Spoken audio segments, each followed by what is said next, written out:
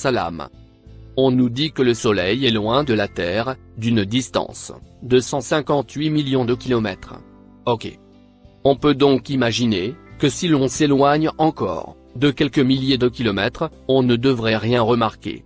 On peut donc avancer avec certitude que quelques milliers de kilomètres, de plus ou de moins, ne se verraient même pas, et n'affecteraient en rien, ni la lumière, ni la chaleur du Soleil, qui nous baigne, par rapport à la centaine de millions de kilomètres qui séparent la Terre du Soleil.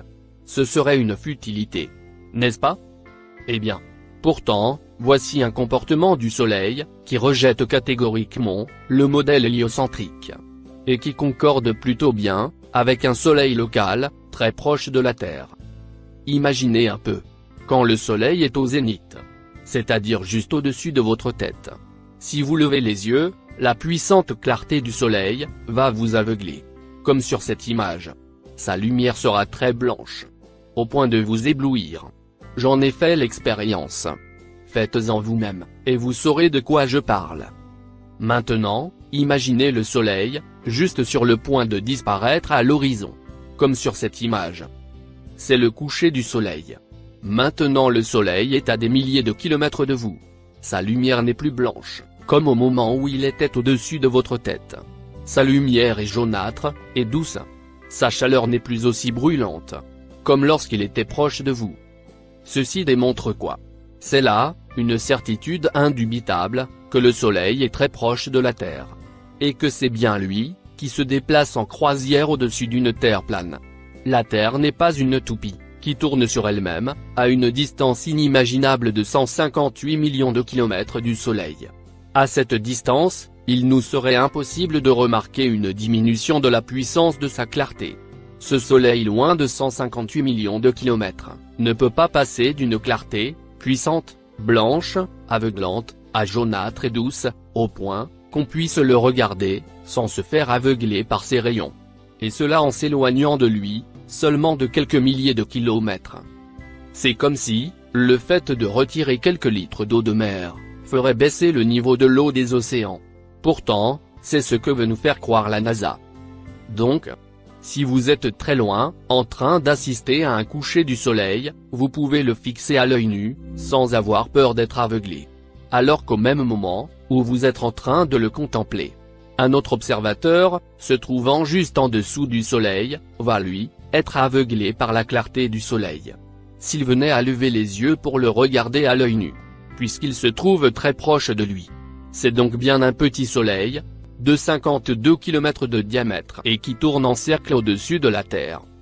Encore une fois, c'est donc bien le Soleil, qui se déplace, et non la Terre. Ce comportement du Soleil, est conforme au modèle géocentrique, d'une Terre fixe. Et reste, tout à fait incompatible, avec le modèle héliocentrique du diable.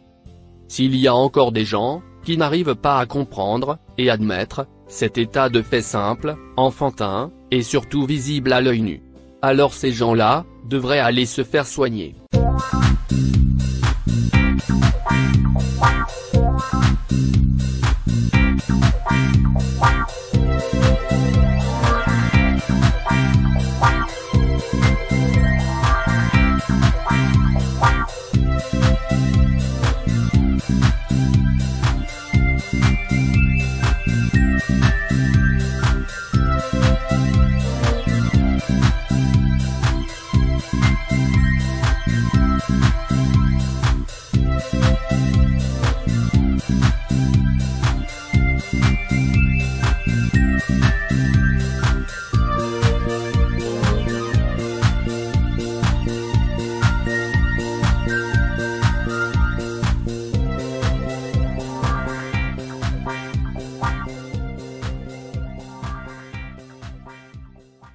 Il y a aussi, un autre indice, que j'oublie à chaque fois de vous signaler.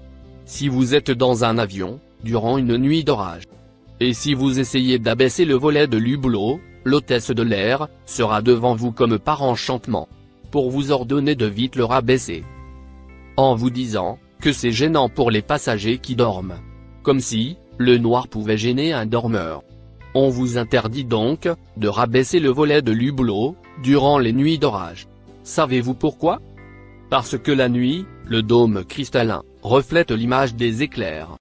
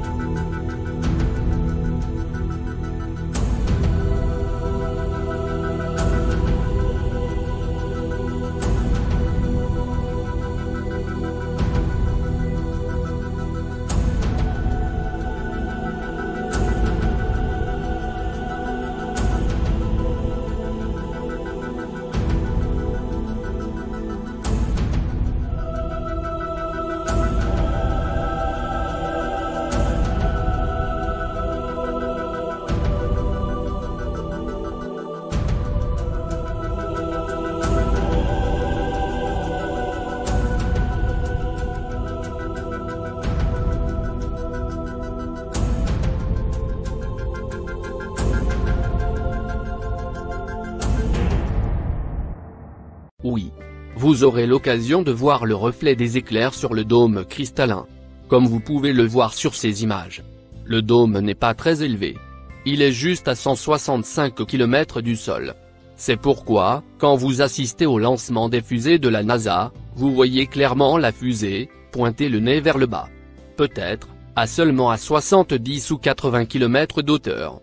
L'espace imaginaire qu'ils nous ont inculqué dans la tête commence donc, à 70 ou 80 km. Et cet espace vide, n'a pas la capacité d'aspirer l'atmosphère de la Terre? Comment une atmosphère, peut-elle, être en contact avec le vide, sans être aspirée par ce dernier? N'est-ce pas logique comme raisonnement? La NASA se moque de nous. Il n'y a pas d'autre mot. Les satanistes francs-maçons de la NASA, nous prennent vraiment pour des moutons. Et cette gravité, qui arrive à tenir des milliards de tonnes des eaux des océans, ne peut-elle donc pas empêcher un oiseau de s'envoler? Ou une sauterelle de bondir? Depuis que j'ai découvert la Terre plate, il y a 3 années, je me dis à chaque fois, comment ont-ils réussi à nous faire croire de telles âneries? Même si, on n'arrive pas encore à comprendre tout, sur le système de fonctionnement de la Terre plate, il faut se mettre à l'évidence une bonne fois pour toutes, que la Terre est plate. Il n'y a plus aucun doute là-dessus. Et avec les milliers de satellites, qui n'existent que dans l'imagination de la NASA, et qui soi-disant, orbitent autour d'une Terre ballon. Comment la NASA, n'arrive-t-elle pas, à filmer les villes, en direct? Selon eux, et leur prouesse spatiale, on devrait avoir, des milliers de touristes sur la Lune de nos jours. Donc oui. On nous a bernés. On s'est foutu de nous. Et tout cela pourquoi? Pour nous faire croire, que Dieu n'existe pas. Et qu'en fait, les humains n'ont aucune sorte d'importance. Ce ne sont que des grains de poussière, dans un espace infini. Si le Créateur, Allah le Sage n'existe pas, qui va prendre sa place? Ce sera eux, les dieux. C'est à eux, de nous dicter comment vivre. C'est à eux, que nous devons rendre compte, de nos agissements. Donc oui. Ils ont pris la place de Dieu. Et qui est leur Dieu, à eux? Satan. Eux, adorent Satan. Et rejettent Allah le Sage. Toutes ces tromperies et mensonges, sont l'œuvre de Lucifer. C'est le roi du mensonge, et de la tromperie. Son rêve, c'est un monde sans Dieu. Conclusion. Tant que les gens, restent éloignés d'Allah le Sage, Satan, reste le grand, et l'ultime gouverneur de la terre. Et il y a des gens qui disent, qu'est-ce que ça fait? Que la terre soit plate ou sphérique. Qu'est-ce que ça fait? Ça fait, que si on écoute, ce que nous racontent les satanistes, c'est l'enfer pour l'éternité qui nous attend. Voilà ce que ça fait. Et si quelqu'un trouve toujours, que ça ne fait rien, alors il est libre d'aller en enfer. Bon voyage l'ami. Ce sera, un voyage chaleureux. Et même trop chaleureux. En fait, un voyage infernal. Ce sera du tout cuit. Merci de votre attention. Salam.